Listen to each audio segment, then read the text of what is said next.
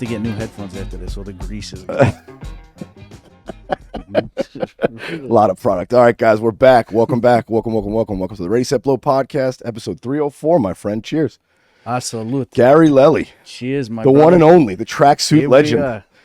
You wore your special one today, huh? That looks fresh. Matching. Big deal. Do you never not match a tracksuit? What kind of an asshole doesn't match the tracksuit? No, there's only two outfits for me. It's full suit, like if I'm going somewhere really nice, or this. That's it. I got two outfits. Yeah, okay. You go athleisure at home at all times. That's it. I go to the beach like this. That's actually kind of funny. Athleisure became go to the beach. Just sweat it out. You make yourself a little impromptu sweat lodge on fucking on Venice. My wife's always my wife is always like if we go to the beach or like on vacation or whatever, she's like, why don't you like put some flip flops on or whatever? And I go, nah, it's not what he does. Yeah, Don don't wear short pants. We wear sneakers to the beach. That's not dump just all the sand out. Yeah, that's not just an Italian thing. That's like a New York thing. Yeah, very much. Only a fucking a half a fruit wears flip flops in New York. I don't wear flip flops. And the homeless. Because I always tell her, she's like, why don't you? It's so much easier. Like you could just dump this, like you just kick them off. There's no problem. You don't have to dump sand out of your shoe at the end. I go, listen, if something breaks out, you gotta have a real shoe. Yeah. Running in flip flops. Yeah. Pop, pop, pop, pop, pop. I'm like, if something you really think the cops they can hear you running. A real noisy fucking cat burglar in flip flop. Yeah, I'm like, if there's a homeless guy, he starts like charging at us with a switchblade. I'm like, you need a real shoe. You can take your shoe off quicker though and hit him with it. You can if you have the flip flop. Yeah, that's the old school like Italian mom way. She can hit you with a shoe from across the room. Just beat the shit out of you. Yeah. Dude, that's one thing I was gonna say. That's one thing like Italians, and I'll also say the Eastern Europeans were way ahead of the curve on the athleisure fashion look. Mm-hmm. They were wearing the tracksuit in the fucking 70s. I mean, it's like, like every picture. Sergio Tacchini, they still got that out there? I mean, if you look at like old pictures of like John Gotti, that's all he ever wore. It was either a suit or it was it was like a toned down version of the suit that was just athleisure. Yeah. So like he was wearing a lycra suit. All of these people at Nike, they're all making like this like dress athleisure now. It was done in the 80s. I know. They're stealing it. It was done in the 80s. Like everything else, just like the coffee with Starbucks. Stealing the cappuccino and the espresso. It's a fucking great scene in The Sopranos. I'm sure you're a big fan. Best. Oh, come on. I mean, it's like religion at this point. So how much time do you spend on the hair? The hair, it's a quick process for me. It really is. I mean, what does it look like when you get up? Like Kramer. Because it must be. I get bad bedhead. It's a bouffant. It's this thing. I get up. I paint the ceiling with it. Forget it. My wife is like, "How do you change from that to that?" Like I go, "It's just a little water, a little gel." Is your wife Italian? No. What'd you go with? She's just she's from Southern California. She's San Diego. She's German and French. So it's actually like very refreshing. Okay. Like, cause you just have me and I'm just like, a grease ball. Filthy. And does a family like you? Like, what the fuck is this? They love me. Oh, really? Well, the best is they didn't even understand like what language I was speaking because I grew up in Queens. Yeah. Oh, no shit. What part? Whitestone. All right. I'm from Ridgewood. Yeah, I know you're a New York guy, there. but I didn't know what part of New York you're from. Queens guys. Come on, Randy. So when I actually started first dating her, it was so funny. I met like a couple of her aunts and uncles and whatnot. Yeah. And I go, hi. Are they like the waspy type? No, they're just like regular, like very nice white people. Okay, they're not like Southern California hipsters, nothing like that? No. Nice, elegant, classy people. And it was so funny. I meet you her showed up in a tracksuit. I had a real suit on. Okay, good. Thank God. And then it was so funny. I'm like, hi, I'm Gary. And they're like, oh, okay, Gary. And I'm like, is that not my name? I'm like, well, how do you pronounce my name? They're mocking the way you say your own name. Yeah, I'm like, how do you pronounce my name? They're like, Gary. I'm like, Gary. Gary. I go, nah. It's Gary. There's an A. It's a hard A. Yeah, it's a hard A. It's a hard A. 45 minutes after spending time with these people, I was like, maybe my name is not right. I don't even know what's going on. Gary with a hard R. Yeah, Gary. It's Gary. Enough already. I know my name, and even if I don't, that's the way I pronounce it. I didn't even know you were married. How long have you been married? 5 years. 5 years? Oh, no, 4. 2018. Oh, you're adding one on there? Yeah. My wife is Aces. Aces? You guys thinking about kids yet? I don't, to be honest with you, I don't know. I'm sure your parents are like, where the fuck are they? No. Really? My Italian parents like the kids running around. I'm like the only. You guys are like Mexicans. They're just fucking everywhere. You just multiply. We're just born pregnant. Yeah, exactly. It's a Catholic thing. They don't believe in the contraception. It's true, but I got to tell you, my mom passed away a couple of years Oh, I'm ago. sorry to hear that. But my mom didn't care. My mom was just, that was the coolest thing about my mom. My mom just wants her kids to just be happy, do what they love, and just have a good. Yeah, my mom was that way. Yeah, so it was there was never any pressure. My father was a bite in the ass, but mom was nice. Yeah. My dad is the most passive guy in the world. Okay, what does he do He's besides run numbers? no, he's actually. You never even know my dad's Italian. He might not even be Italian. I'm not Italian at all. Everyone thinks, I swear, you're learning this now. I'm not Italian at all. Just because I have a New York accent and my last name ends in a vowel. Nah, you are. Yeah, I am. I officially, I count. Nah, you are. I've had a black guy tell me I count in the black community too. So I think I'm kind of like Elizabeth Warren. I got a toe in everything. Somehow. Listen, that's the way to roll. You adapt. Yeah, You're a chameleon. Yeah, exactly. That's the best way to do it. I'll be whatever you want me to be. Yeah. No, on paper, I'm definitely brown. In the room, definitely white. Definitely white. My dad is he's just like a really very down to earth, low key, just regular guy. He's not like over the top or anything. And he's fully Italian. Okay, but do you have the doting mom? Is she making the gravy in the garage? She wasn't that either. Really? No, my mom wasn't a cook. She made like 4 or 5 different things, and that was it. But she was. Oh my God! My mom, this is the most un-Italian Italian family I've ever heard. Yes. My mom around the holidays, she would invite everybody over. She made like lasagna and meatballs. That was like her thing. Okay. And she did it in high heels. And she fucking cursed the entire time. She goes, the kitchen's not for fucking me. That's all I ever heard. She goes, I'm not fucking doing this. I was like, no one's asking you to. No one's asking you to do this. I love that you call her Ma. Yeah, I call my mom Ma too. Ma. The meatloaf. We want it now. So you start out in Queens or you start comedy out here? I started in New York. No shit. Yeah, so I just started hitting the mic scene in New York in early 2016, late 2015, whatever. All right. And, so you've been at it about as long as I have. Yeah. I started kind of the end of 2016. Yeah, so about 6 years. Okay. And just started going to open mics. And when did you get out here? I came out here. So my wife is originally from from Southern down California. So we met. We went back and forth for a year. Then she moved to New York with me for 3 years. Okay. And then we moved back out here in 2017. So I've been out here for 5 years, and that's it. So I did comedy in Oh, you did a year in New York. about a year and a half, 2 years. Okay. It was like the beginning. We ended up late 17 moving out here. Yeah. How do you like it out here compared to? Because I started in Boston. Yeah. So and I imagine New York's much more similar to that. Like there's just 100 fucking shows a day you can go do. You can do all day long. I mean, New York and whole LA. rooms. Yeah. As far as a comedy perspective, it's funny out here because I'm like a cartoon character to people. Well, I mean, that's why I liked it. The first time I met you was at that backyard open mic Renegades. during the pandemic. It was fucking freezing. It was like 75 and they had people. a guy. They had that one, like, I don't know who the guy, like, it was some comic's apartment.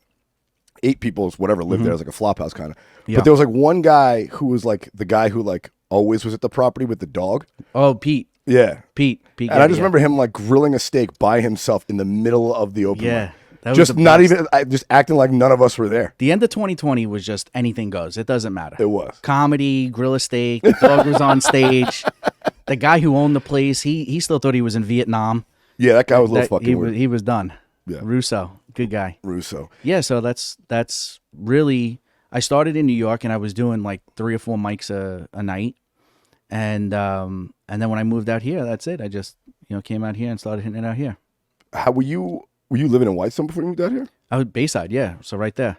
Oh my God, you're really doing it, huh? Yeah. Oh man, I left New York in 2011. Wow. I haven't been back. I don't know. You think you'll go back? It's people ask me all the time, like, will you go back? Do you miss it? And I'm like, honestly, I can't deal with the weather. Yeah. I know that sounds ridiculous, like you shouldn't base it, but it is. I mean, let's be frank with everyone listening. This place, LA, is an absolute shithole. Yeah. I mean, it's terrible. I mean, it's like any other major city. Has all the same problems: traffic, fucking crime, homeless people, But that's how much nicer the weather is. That it's still worth being here. A bomb. You know what I'm saying? A bomb can go off next to me, and I'll go, yeah, but tomorrow's gonna be 74. It's gonna be sunny. You could be depressed in the rain, or you could be depressed out here. Dude, I never want to step in another ice puddle again in my life. Like when they call me in January and they're like, yeah, it's snowing. It's going to snow this weekend. It's raining. And I'm like sitting out. It's January and it's 75 degrees. That's the only reason I don't see myself moving from here. Do you go back out there though? I do. Okay. I haven't been back in a while, but I go back often, 2 or 3 times a year. Because, I miss my family. I miss that, like... Well, what I found is I tell people, I miss the people out there. Yes. I mean, yes. like, if all those people lived here, this place would be perfect. The people here just seem really fucking weird. They like act like people. They don't just be a person. You know what I'm saying? Like, everyone seems to have some weird facade that they put on and don't actually say what's on their mind. Well, they say what they think they should say, not what they're actually thinking, and it troubles. And I find it annoying because it's boring conversations. Well, like, what are we talking about? Exactly. We're just jerking each other off in this conversation. Like, well, But I think what's happened is, I mean, LA is just basically, for the most part, you never really meet anybody that was born in LA. Yeah. It's all transplants. So everyone's coming from all over the world, and it's the fucking narcissists of the world land here. Yeah. And people are searching just for an identity. Everyone with a fucking emotional problem ends up in LA. Just every misfit who didn't get hugged enough and didn't get enough attention, or they got dumped by a girl and they're trying to get back at her by being a movie star. What every asshole doing that stupid shit. We're gonna be an actor. We're gonna do this. They all end up at the Scientology building. Get the fuck out of here. That's what I love about being out here is like, because when you're so rooted in your culture and you like have such an identity, you know who you are. Yeah. Like that's what actually makes this fun. Well, that's one thing my buddy Jeff, who's one of the guys convinced me to move out here finally, he told me this coming out here. He's like, look, man, just so you know, the way you are, it might put people off a little bit. Good. And I'm like, what do you mean? He's like, I was like, what do I do? I was like, I'm not doing anything. Yeah. He's like, yeah, but that's not the point. Just the way you are is going to be abrasive to these people. Yeah.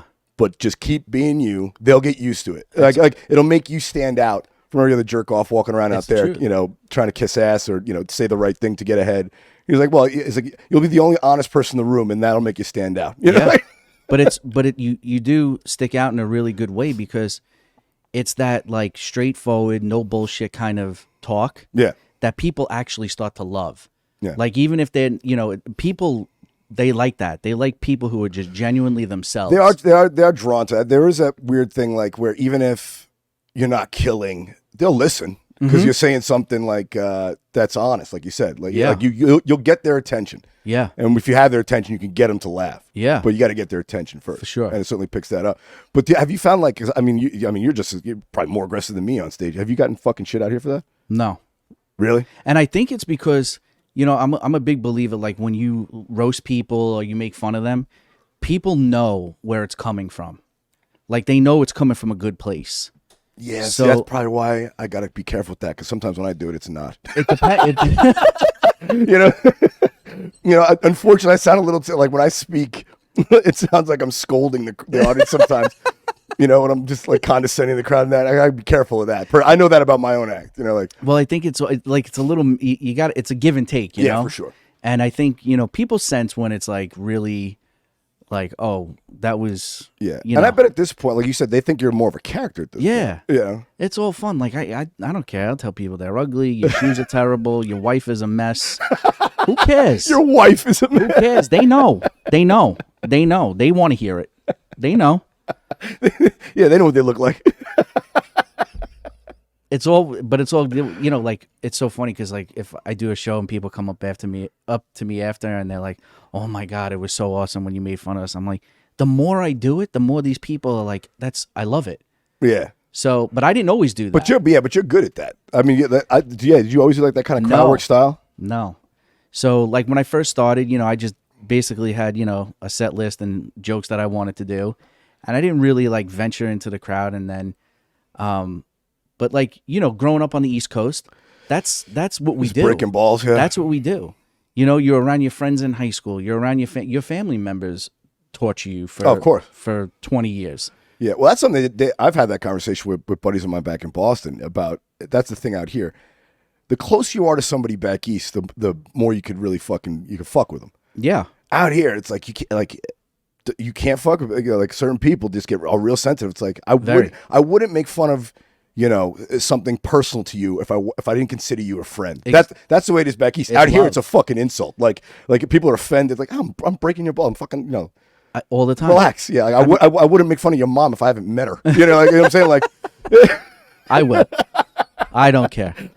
But like I even do that too. Like like even my friends back home. Like no matter what you say, right? Like you can be like talking serious and they just go, yeah, all right. Like they don't even care. Like they just, everything is just a way to just be sarcastic. Oh yeah. So, and that's like, I love that. I love that, like, you know, banter. But yeah, people out here can get a little touchy on, you know, fucking around with that. Like they don't know they're like deer in headlights. Yeah, they don't know what to do with it. Yeah, they get a little. They have no idea. Yeah. Do you ever get anybody pissed off at you at a show, like where they fucking like, you know? I mean, obviously not. I mean, obviously you're here, so they didn't attack you. I'm not trying to jinx Dave Chappelle action. I'm not trying to jinx it, but luckily I haven't had any real issues.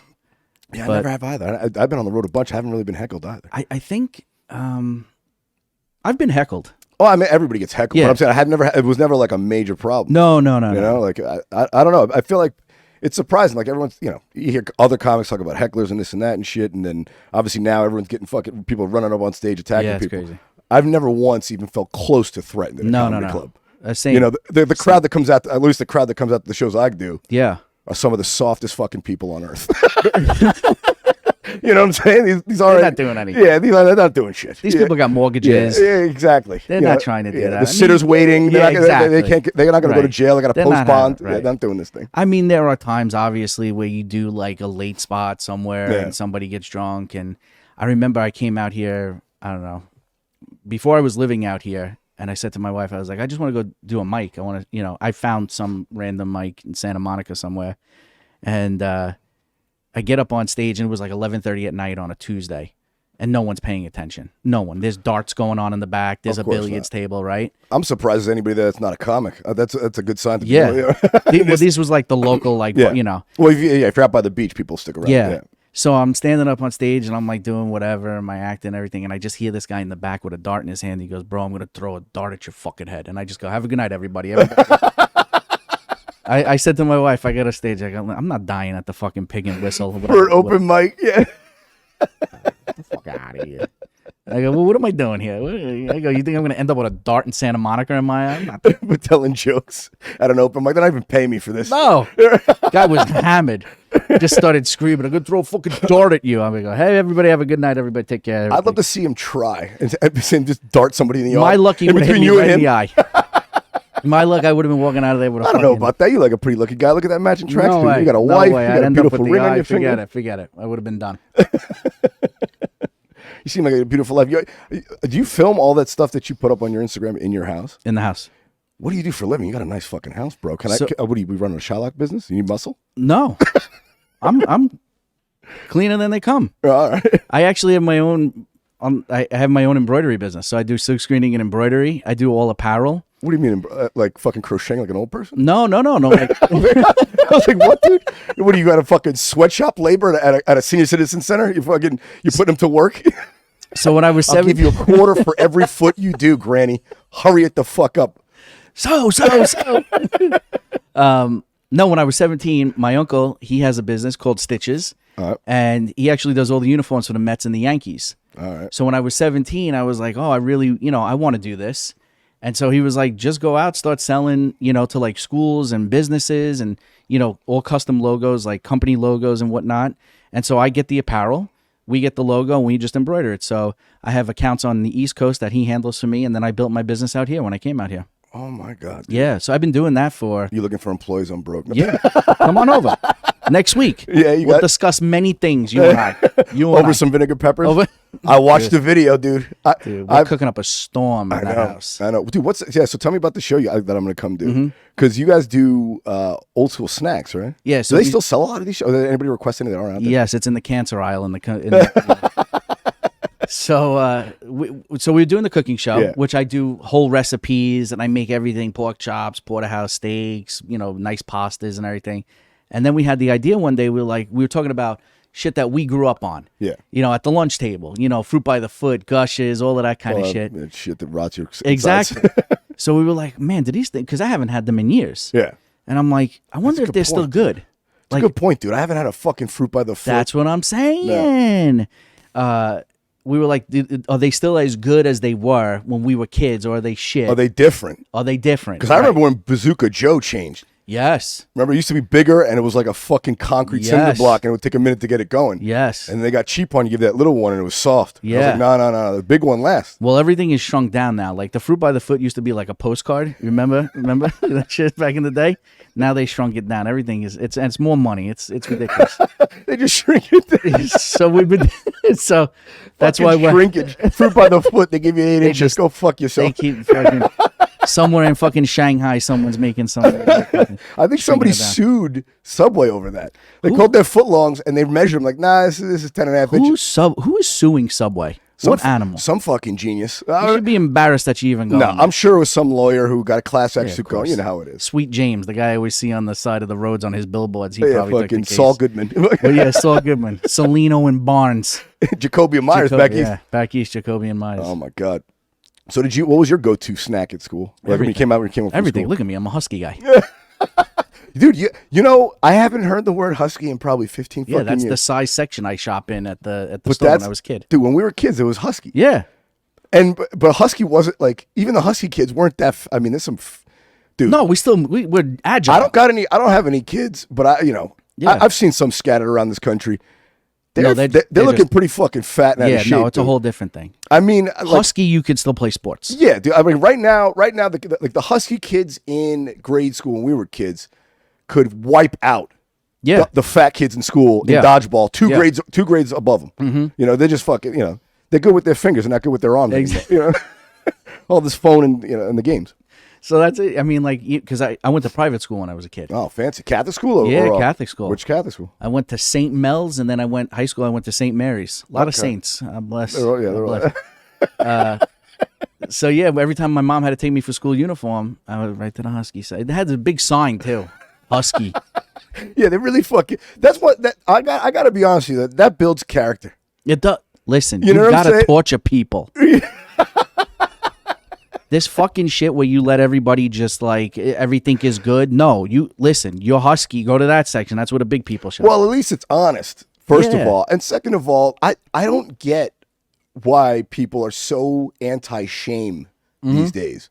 Because shame is a good thing. It is. You should be ashamed of things in a good way that you could improve. Absolutely. You know, like just accepting being mediocre or fucking up or not taking care of yourself. And it's like, oh, you know, don't fat shame me. Don't put my, age but that's or weight. The old it's like, school. Yeah. Like, and it's good. We don't have that anymore. No. Everything is so like, we don't want to offend anybody. We don't like you said, it builds character. Well, yeah, I mean, it does. And it's more realistic of the real world. It is. Because most of life is things going wrong and you trying to fix them. Right. I don't know anybody. I mean, I'm sure you could sit down with fucking, name the biggest actor, and they'll tell you all the fucked up shit they had to deal with to get to that point. You know what I'm saying? It's not. No one was born and just was given, that's exactly what they wanted. That's what the problem is. Like, the more shit you got to deal with, and I think that's also too, like, not to go back to the East Coast stuff, but East Coast, they don't filter anything. People just say whatever they want. Yeah. And I think that's good because you then become, like, you're able to just roll with it. And you just keep moving forward. It's not like nothing really harm. Nothing. You don't take anything too seriously. You get comfortable with the idea that things go wrong. Like, right. It's not the end of the world when something doesn't work out your way. Mm-hmm. You know what I'm saying? Like now, I feel like everyone, dude. You see it now with people quitting their jobs and us following our passion. Do you think our parents followed their passion? No. They had fucking kids and they had bills and they went to work. They just did what they had to do. You tell East the luxury of sitting here doing this jerk off podcast is something our parents would never even consider doing. Podcast, Randy, podcast. Yeah, right. What are you gonna do? Go to work. What are you gonna do? Right. What are you gonna do? Who's paying for the car? What is it with the podcast? What are you, fucking Howard Stern? Get off your ass and go to work. They talk to you about they talk about you to everybody they know. Yeah, the kid's gonna start a podcast. The kid's an idiot. He's got microphones. I gave him $1,000 last week. He went and bought microphones. What an idiot. Start something. Start something. That used to be something too when we were kids, dude. Like the other adults could call you out that weren't your parents. That's how you got raised. The kid was always wrong. Like I was never right as a kid. You're not supposed to be. Yeah, no one ever said, you know what, Randy, good point. No. Never. Even if you were the smartest kid in the room, you were still an idiot. Sit down, shut up. Shut your mouth. Yes, sit down, shut up. That's the way it should be. That's healthy. Yeah, Enough already with this stuff. But that was the thing also too. I felt like, you know, I remember when I was young, I never wanted to miss a day of school. And I never wanted to miss a day of school because if I came home, if I stayed home, I couldn't hang out with my friends after. So I couldn't go out. Oh, really? Yeah, if you're too sick for school, you're too sick for outside. Right. So if you're going to stay home, then you got to stay home the entire time. Yeah. And you can't, you know. So, like, but now it's just like, I don't even know, are kids even in school anymore? I don't know if they went. I think they went back. I don't have any kids. My wife has nieces. I mean, they're in school like 3 days a year. I don't know what the fuck is going on. Dude, they get a lot of snow days now. Snow days at San Diego. What snow days? I'm talking about back east. I go, Isabella, you got school today? She goes, no, I haven't had school in 3 weeks. I go, what? She goes, yeah, I have home tests. I go, home tests? I go, that's not a test. A test is when you go to school and you sweat it out. Yeah. And then you're like, my God. You cheat with your friends and try and get by. I recently thanked all my friends for getting me through school. I did. I called them up personally. I go, listen, I got nothing to talk about. I just want to thank you for getting me through school. I think I personally helped at least 6 Dominicans graduate from high school. I shit you not. I mean, look, they were all older, right? No one knows these people. They came from over there. Yeah, so Dominicans in 12th grade. Yeah, 32. Yeah, no. One of my buddies, Eligio, had back hair and a full beard, bro. He had a family somewhere. He was a freshman. He was 26. I was like, bro, come on. He had a family, but I got him to graduate. Cheating, you know. He's like, hey man, you got the chemistry answers from the last period's test. I got you, bud, right here. But that's a good person. Yeah. You know who I don't like? Well, they need him out of there. There's another kid who needs that seat who's going to do something with it. They need them all out of there. Yeah. They don't want anybody staying. That was my answer to my teachers. I go, you want me around more? Yeah, what are we going to do here? Eventually, I got to go. Me around. There's a whole slew of idiots coming up behind me. Trust me, you need to get me the fuck out of here. That's how parents were too. That's why they didn't need any of this snow day bullshit. Go to school. Yeah, I got to go to work. Go to school. I can't. I don't have a sitter. I can't. Where am I going to put you? Yeah, exactly. Who's going to watch you? Go to school. What are you going to do? I'm not going to be here for 9 hours. What are you going to do? Yeah. And I'm like, I guess I go to school. I guess I got to go to school. They feed you over there. I got to go see Mrs. Stiegelbauer. The square pizza with the shitty fucking pepperoni. Oh, my God. You were a fan of that? Oh, listen, I was a really big fan of that. I remember one time I went up to the lunch line. You are a husky kid. I'm actually a fan of school lunch. Are you kidding me? What's not to like? I had gone up to the lunch line and there was one square pizza left, and the lunch lady, she was wearing rubber gloves, but she accidentally put a fingerprint in it. Oh, they didn't get it. And I was like, I fucking took it. I ate right around that fingerprint. Really? You didn't just bite right into it? A little flavor? Nah, no gloves. No gloves. Ate around that. Just her fucking liver spotted hand right in the pizza. She's like, I put my finger, and I go, don't worry about it. I had one of those fucking milks that have been sitting there for 3 years. Oh my God, dude, the chocolate in the little milks? cartons, fucking served lukewarm. I mean, there's no refrigeration. No, they've never been refrigerated. It's not even milk. Are you kidding me? These people now, they're like, I drink oat milk. I go, we were drinking curdled milk 25 years ago. We were drinking fucking butter. It's separated. We're just drinking butter. This thing has been aged more than the wine in my parents' house. I'm chewing my milk.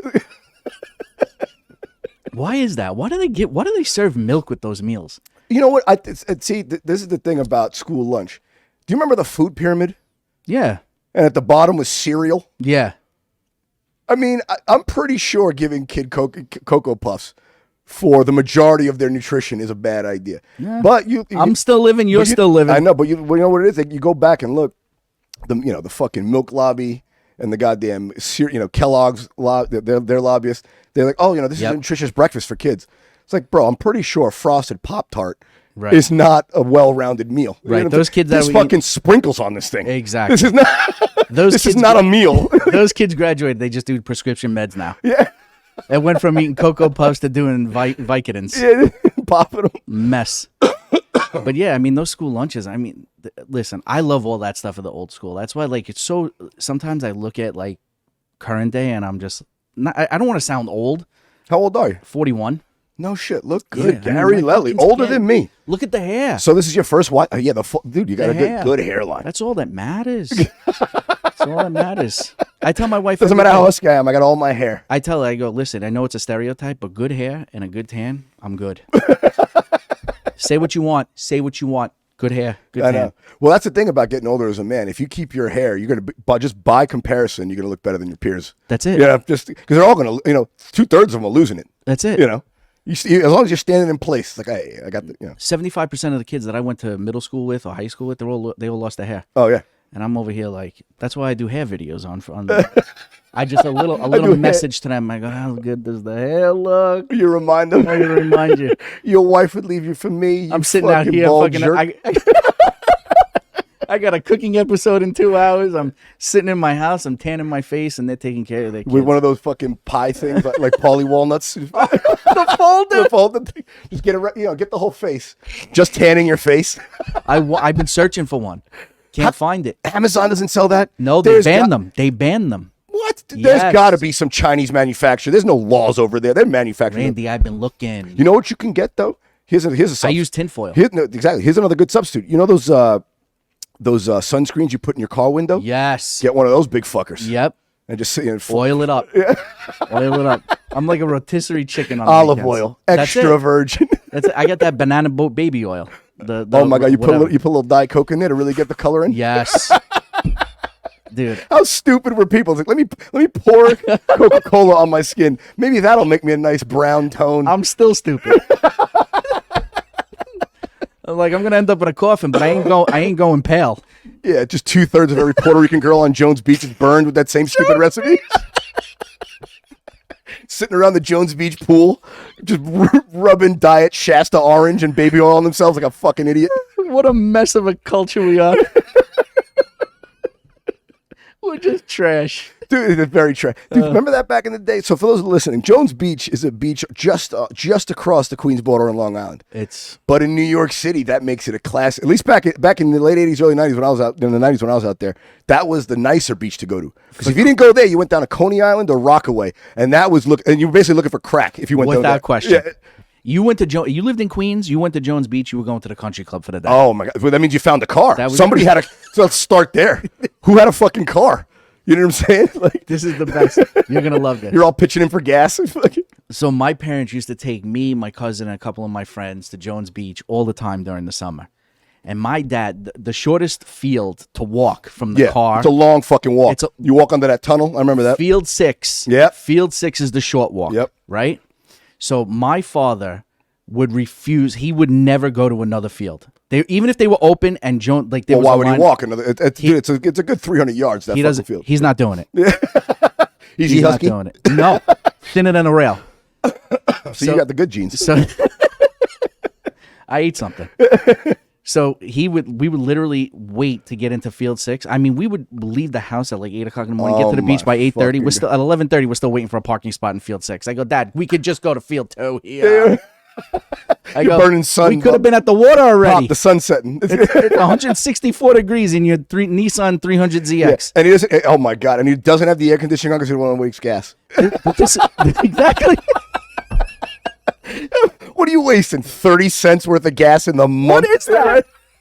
What is that? That drives me crazy. Yeah. They won't let you. So you want to be sweating in your own car? Exactly. It's like you're going to put yourself in misery? So this is the best part. So we finally get into field 6, right? And my dad had, he always kept his cars very nice. So he had this Nissan 300ZX, and we sat in the back. I mean, it was my father had a 240SX. So there you go. After me and my mom split up, it was his midlife crisis. There you go. He bought a champagne Nissan 240SX. Excellent. 2-door with the flip-up fucking yes, with the flip-up lights. That's the flip-up lights. No one knows, Randy. No one knows. No one knows. This is old school stuff. It's old school stuff. So my dad literally will find a spot, right, kind of close to where the sand is, and then he'll walk like 50 feet, and that's where he sets up shop. Oh yeah, just a good 200 yards from the water. So he can make sure the car is okay. I go, who the fuck is taking that? I go, Dad, we're 300 yards from the water. What does it matter? We should have just went to field 2. You only walked 10 feet into the sand. We should just put up chairs in the parking lot and fucking stay up there. Then he's setting up like the blanket and stuff. He's like marking off territories. I'm like, Dad, you're not buying a piece of parcel on this beach. I'm like, you don't own this. When I want to lay out a footprint for your summer home. He's giving people dirty looks. Like, I'm like, Dad, you don't own the sand. If a family of 11 shows up, they're going to actually be on where we are. There's nowhere else to go. That's the thing about this piece. He's like, no, that's mine. That's mine. That's mine. That's mine. Dad. Yeah, let me paint a picture for the listeners. So in like July, this beach, every day if it's sunny, I mean, there's no way you can't reach over and touch someone else's blanket. No. Especially in that lot. That's the first lot when you get into this beach, so it's the easiest one to get to. Wall-to-wall people, and it's close to that fucking pool that was there. Right? Remember the pool that was there? And That was filthy. like I said, this was like upscale in New York back then. But this is but everyone from every community who could get a car on a July day would go out there. So it would be 6 Dominican people, 3 guys, 3 girls. The guys in denim shorts and Timberland boots on the beach. This is where I get the sneakers from. Timberland boots. Everyone with sneakers on the beach, kicking out sand. Bunch of kids playing hooky from school. That's what this is. And just an army of Asian people. It would be like 4 Asian families, each with 4 kids. Dude, it was Ellis Island. Yeah, dude, it was. It was Ellis Island. It really was. It really was. It was Ellis Island. It really was, and it wasn't I forget what was the food options out there. There was like a little wet hamburger stand or something, right? Yeah, so they had like the concession stands, and it was in that like big brick building. Oh yeah, where the bathrooms were. Oh my god, dude, that was one of the gross things I've ever seen in my life. I see people walk in there barefoot. Yes. They go to the bathroom. There's always some fucking filthy Albanian kid, Oof. with juice stains on his face, walking in there barefoot. The bathroom. Bro, barefoot. that's how you. It's 1992. I think that's how you get AIDS. Yeah, it is how you get AIDS. First of all, I want to know the only way you're going to the bathroom at the beach because you just go in the water, right? Yeah. And what animal's taking a dump at the beach? Barefoot, dude. Barefoot, Also, dude. Who's barefoot with the soggy ass? Yeah, I mean, have you ever? We've all done that before. You got out of the shower. Nothing worse. And like, oh fuck, I got to take a shit. And you sit your post-shower soggy ass shit. on the toilet. You go right back in the shower. You got to. You got to go right back in You the got shower. to. You can't have this whole clean thing and then you got to. No, Yeah. you can't.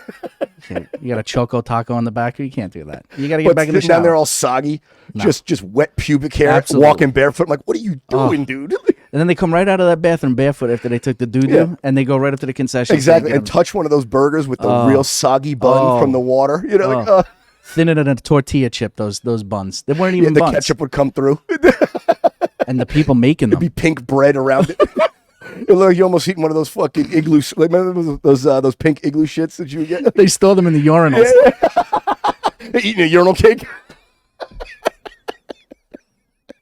Everything there was disgusting, but so delicious. But that was classy because at least you didn't have to take the A train to the beach in Rockaway. Yes.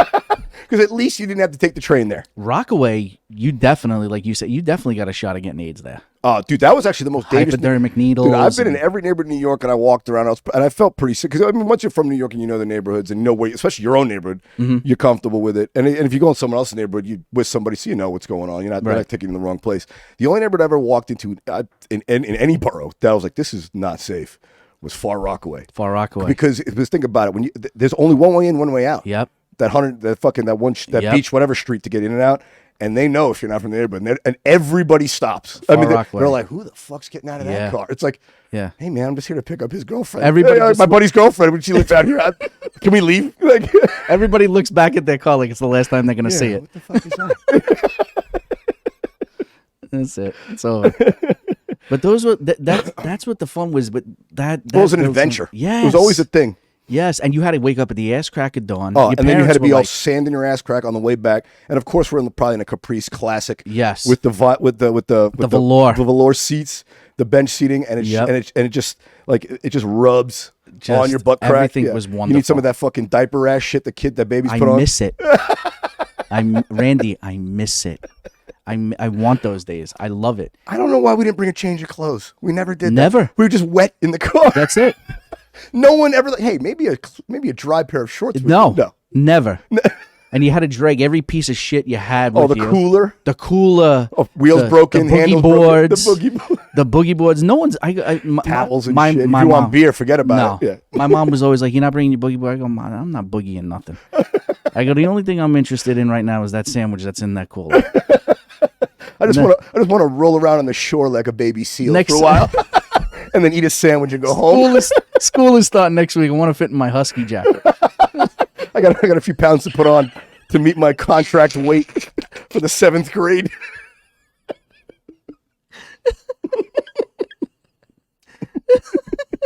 It was the best. It was the best. And then what's funny to tell you, it was all normal. I didn't realize that was like people didn't do that kind of shit until I left New York. I think there's still people doing it. I know there's still people doing it, but I'm saying, but other people, like when I went to college, so I went away to college. I went to went to college in Providence, and you know, I tell them like, oh yeah, I take the subway to school. What? It's They were foreign. their mind was blown. Yeah. It's like, oh yeah, you know, I used to walk my brother home from school. I was, you know, I was in 6th grade to go pick him up in the 3rd. Yep. And like, what? They would release a kid to an 11-year-old? And I'm like, yeah, I was his brother. That's just the I way it wasn't a strange kid. Yeah. You know, I knew the teachers. I went there too. But that's, I remember that too. Like even like, you know, high school and stuff like that. You just get on the city bus and you take it all. Like sometimes. Oh yeah, especially out in Whitestone. Oh, yeah, God, and it snows. And the bus has the chains on the back to get the extra traction. Yeah, yeah. And that's a 2-hour bus ride. It could be 6 miles. It's a 2-hour bus drive. Dude, I can't tell you how many times in high school I've fallen asleep on public transportation. Oh, coming back from drunk from all the parties or time. dating a girl. I would fall asleep on the way and to school. Every time. I was always like, my head was always on some Guatemalan woman. I go, so sorry. I'm so sorry. That's always fun in the subway when especially like in the morning, because everyone's tired of going to work in the morning. You see somebody like you see me sitting there, there's people across from you, and you're all packed. It's fucking rush hour, so they're all sitting there tight. You know, even guys got to put their bang their nuts together. You gotta sit, and you see someone start to nod off, and it's the worst. And they put their head on the person next to them. You just see the person fucking and the just giving them a shoulder shiver to get the fuck up. Like, or they're just trying to like. oh yeah, they slide. They out. can only go so far this way. Oh my god. Yeah, but that's the quality of life out here, in my opinion, is better. Way better. Way Yeah. better. Like, Well, you don't have to be around anybody if you don't want to. I mean, everyone's in their car. yes, No one's on the public transportation. I don't even know if they have any out here. no, Yeah, like, there's one bus out here. I'm like, where are you going? One bus. Yeah, goes and to Santa Monica. Yeah, and the other bus goes to the county lock. That's it.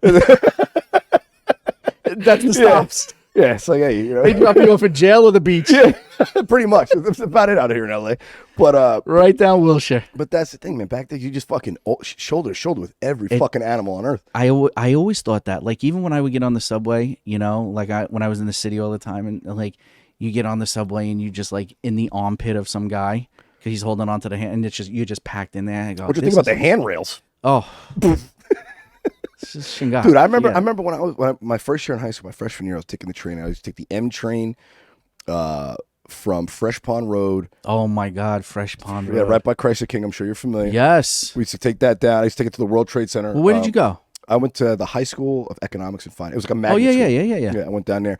So I take there down to Wall Street, and I remember one morning it was fucking freezing. It was February, and there's a homeless guy, and the homeless in New York. For those that don't know, I mean these are the this is the fucking pro homeless league. This is I mean these people are the craziest, dirtiest, but they survive in a winter. I mean these are the if nuclear winter happens, they're going to be all right. They're homeless are going to repopulate the earth. The New York homeless are going to repopulate Earth. But They all, by the way, not to get back on hair. Yeah. Every homeless person I see has a nice set of hair. How is that possible? There's no nutrients. not a lot of bald homeless people. Never. Good point, dude. Check it out. And Even a lot of hair. This lot of shaggy hair. A lot of hair. Dreads. Good hair. Good. Where does it get? Well, how do you get it? Like, you would think the lack of the nutrients would somehow deplete Yeah, that. it's almost like God knew they didn't have a home, so it's like, put something over their head. Yeah, here's some hair. Cover up the, get the rain off the top. Hey, of Raul. Good news and bad news. Good news, well into your 50s, you're going to have a great set of hair. Bad news, no home. No home. No home, no hope. But this guy's up there, and he's shuffling around, fucking talking to himself. It's 7:30 in the morning. Yeah. It's fucking freezing. Finally, the train comes. Get on the train, and it's going, past as far as going to Seneca.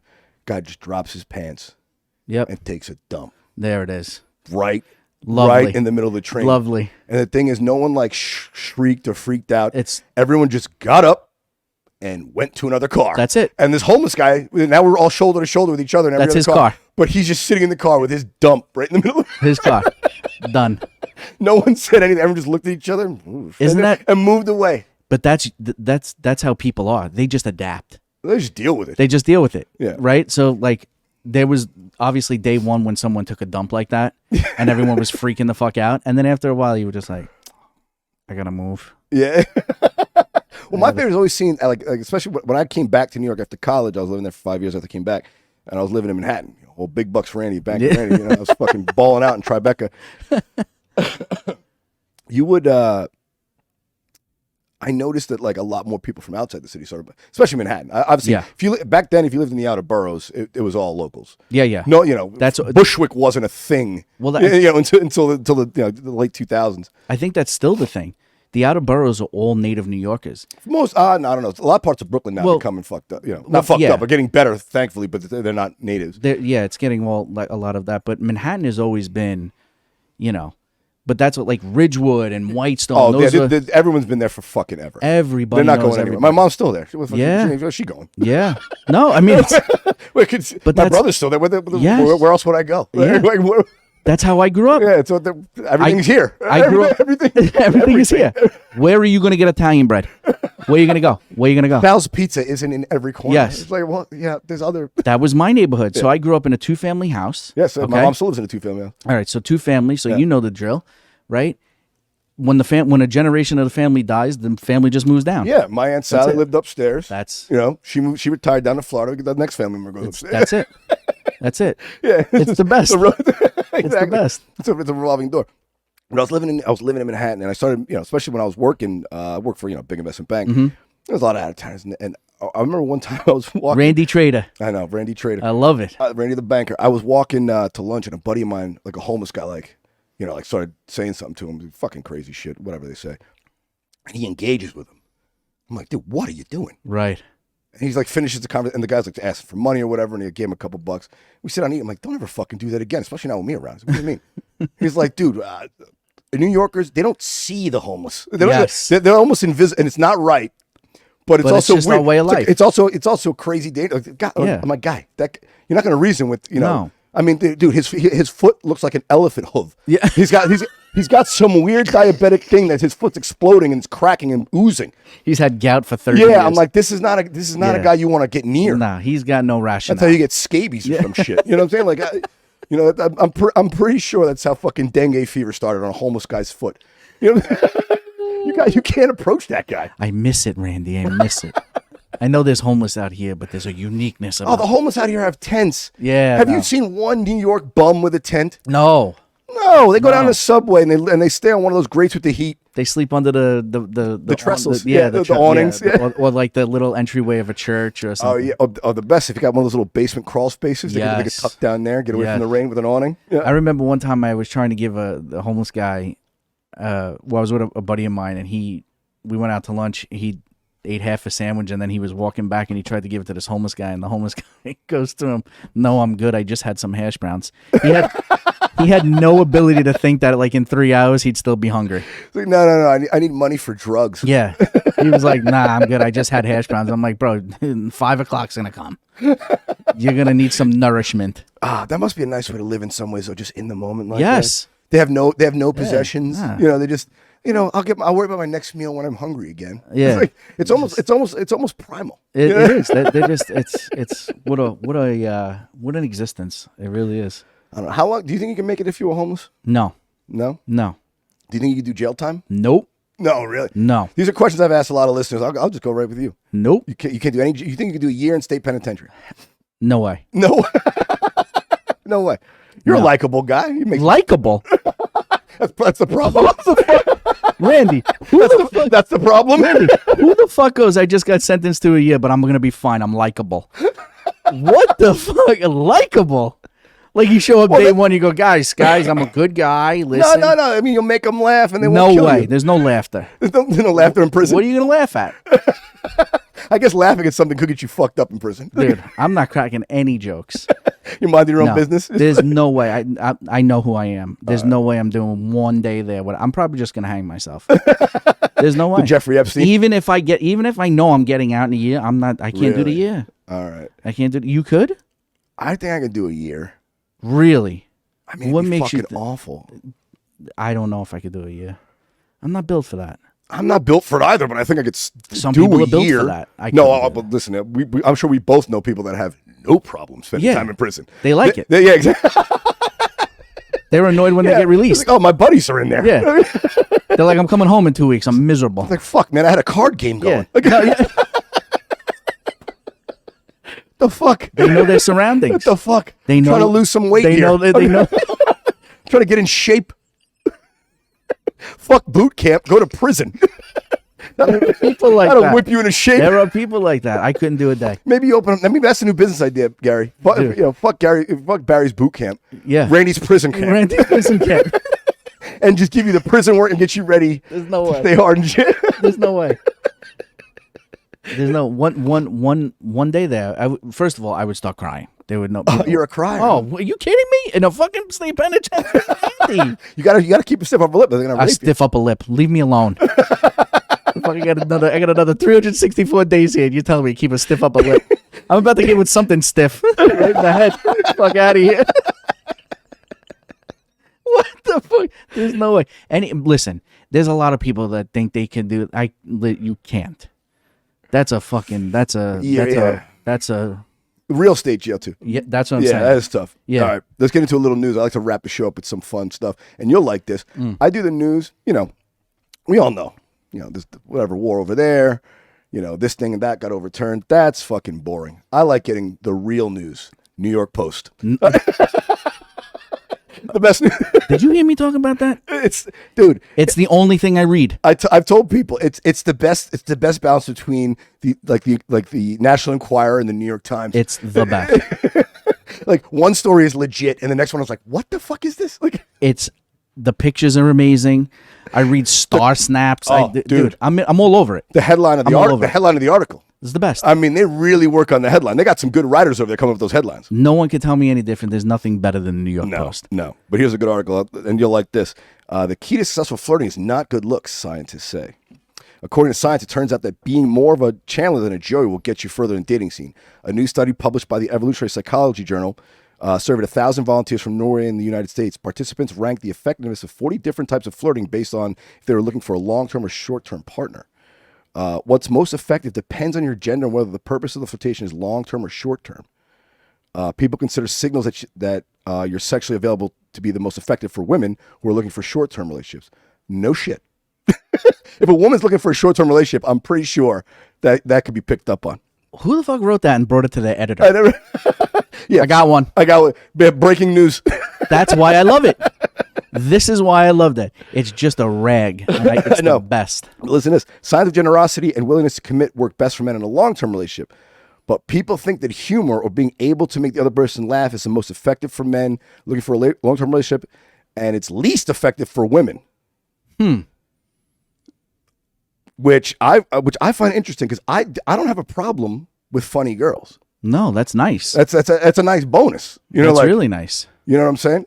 But that person who wrote that has been single for 10 years. I know, exactly. But that's the other thing. Humor is number one. Look, we're both we all both like to tell a good joke. We're both comedians. Everybody knows money is number one. How is this settled science that women look for humor the most? Yeah. You know what's funny? A guy in a Bugatti. The guy you're dating. Everyone laughs at Jeff Bezos' jokes. Like no one's like, hey, you fucking loser, get out of here. You know what I'm saying? No man is pulling up on a bird scooter and being like, hey. Yeah, doing some Rodney Dangerfield and getting his dick sucked. hey, honey, give me a shot. I'm funny. Right. And she's like, wow. Yeah, listen to this singer. Well, I'm so excited. 3 Jews walk into a bar. It's like, oh. You could have one leg and one eye and pull up in a Bugatti and you're going to get married. Yeah, dude. Like I said, look at, fucking, you telling me Elon Musk is a good looking guy? You've seen him before. He put his hair back on. That's true. Come on. Grimes isn't fucking him unless he's got 200 billion. Yeah. See, that's where not happening. That's where no one fucks Steve Buscemi because he's a looker. No. They fuck him because he was in Boardwalk Empire. They fuck Nookie. Yeah. They fuck Nookie. Yeah. Nookie Thompson. Like, can you believe I got this guy? Yeah. In what fucking world? That's so amazing that you read the New York Post. It's the best. It's the best. That's where I get everything. You go right from the sports into real news, partially real news, gossip, page 6. Oh my god, dude. Well, back in the day, the best was because it used to. So the New York Post used to be free on the subway. Really? Early on, yeah. Really? Yeah. If you they had like the morning edition. They had the morning edition. Yeah, the morning. Right. And you give it free. Was it free? It might have been a quarter. It was either that or the Newsday. One of them was free. Like but we'd grab those papers, and of course, high school, you're trying to get some action. Right. I'd keep it to the first lunch period. Then I'd go around and read girls their horoscope. Look at you. Let them know. Hey, honey, your horoscope says today's the day you're gonna blow me in the. What are you? What are you? A Cancer? Come here. Sit down. Sit down.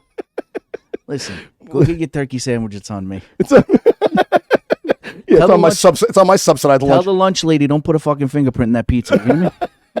For you, man. For you. Only the best. Only the best. It's on me. You're just signaling from the back table to the lunch lady. Put a round on me. Hey, Nancy, put it on my tab. Put it on my tab. Yeah, that and a Snapple. A peach Snapple.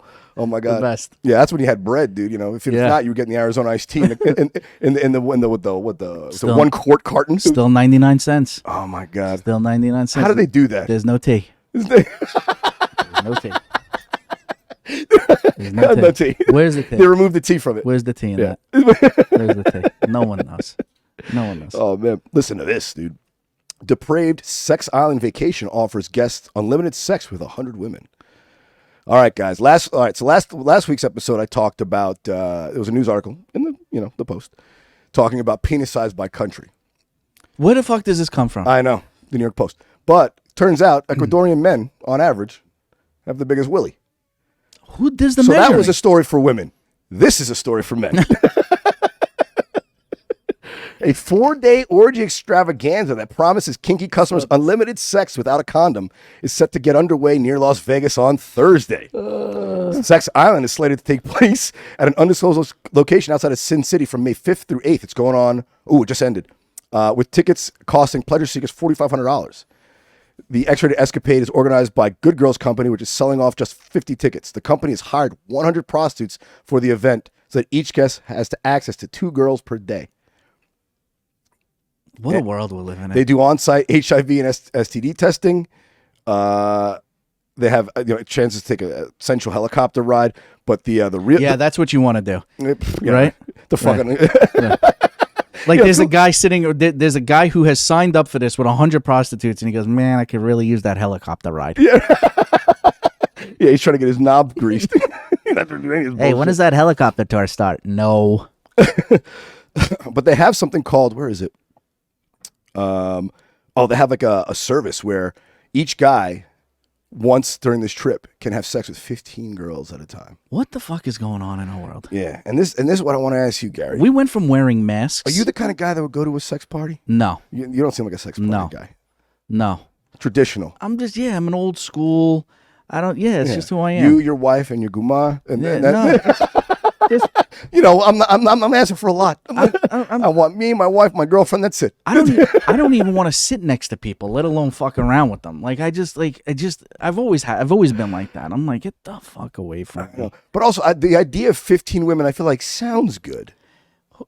Who's making it past the second? Yeah. Who's making it past the second? Who's the hero? Randy. Who's the hero who could last past 2? Who's at like number 12 and going, I can't wait, I got 2 more. Come on, what kind of bionic man bullshit is Unless that? you're playing like whack-a-mole and you got them all lined up and you're just running back and forth. It's all bullshit, right? This is all bullshit. This is all bullshit. It's all bullshit. $4,500, dude. That's pretty cheap. $4,500. Who sets the price for that? Well, it's a 3-day affair, and apparently it comes with free drugs. Well, I would assume. It better. I mean, how else are you gonna fuck 15 girls? 15? Is there like a time limit? You got to do it in 3 days. It's not actually enjoyable. It's actually a contest. Who can fuck the 15 girls the fastest? What's so funny? What guy? There's so many guys that be like, "Oh, it's so good, I could fucking do that." You can't do that. Get the fuck out of here. Well, not only can they not do that, that's the thing. I think most guys wouldn't want to. The idea of it sounds fun. The execution of it sounds miserable. It sounds like work, dude. Like I said, you're going from one to the other. What a fucking. You only have one dick. You know what I'm saying? It's not like chicks who have 3 holes and 2 hands. You know what I'm saying? Like at least that makes more sense. We only got one dick. We got one weapon. Yeah. And even if you got the biggest dick in the world, maybe 3 girls can suck it at once. You know what I mean? Even if you have the biggest dick on earth. I don't want to hear it. 15? Get the fuck out. There's no fucking way. There's no fucking way. You're going to get to like 1 or 2, and then the $4,500 is going to be in their pocket. It's over. Also, obviously there's 2 girls for each guy, but if you're doing 15 at once, that means you're taking some other guy's girls. Oof. Dude, no one wants a broken in mitt. No. You want your own Rawlings. Like you ever put a sock on that you've worn the day before and it kind of slides a little bit, doesn't fit quite right? It's trash. That's what these other girls are like. It's even worse because they're already they're all worn out. Yeah, it's even worse. Imagine like if you went to a restaurant and they were like, you know what, this fork, they handed you a fork and it was all dirty and they were like 15 people ate off of this. And you know what's so crazy? You would be totally disgusted by that, but there's some fucking animal out there who's like, no, the 15 girls I'll definitely do. Like, Oh yeah. it's what a mess. Also, I don't think I would want 15 of the girls. I'm pretty picky. Could you imagine what the girls are like? That's what I'm saying. I think maybe out of that 100 broads, I feel like maybe 6 of them I'll be into. They're probably not even really girls. This day and age, dude. You don't know. This day and age, you're probably right. Especially Susan. Especially if they're Southeast Asian. No. The Thai lady boy, that could be up there. No. Listen, Randy, I'm a simple guy. I want to sit in my backyard. I want to tan my face, smoke a cigar, have a nice meal, have a beautiful woman. That's it. Fucking this thing. 15 guys. Get the fuck out of here. 15 women. All bullshitters. They're going to get through one. They're going to take a nap. They're going to have $4,500 profit in their pocket. They're going to be I'll like, go home and fuck my wife for free, thanks. Yeah. Fucking animals. Animals. Randy, animals. What is going on here? Fucking absolute animals. Oh, dude, I think we're out, right? We're up on time? That's it. Dude, you got anything you want to promote? You want to plug your I'm page, actually, your show? I'll be on the show soon. Yeah, you can come by next week. It's Good Cooking Show on Instagram and YouTube. I'll repost the whole thing. Don't worry, guys. You'll see it. Gary Leli Comedy is on Instagram and YouTube. I'm actually in Texas this weekend. Nice. What are you doing? At the Sunset Strip what's that? Comedy Club in what town? Austin.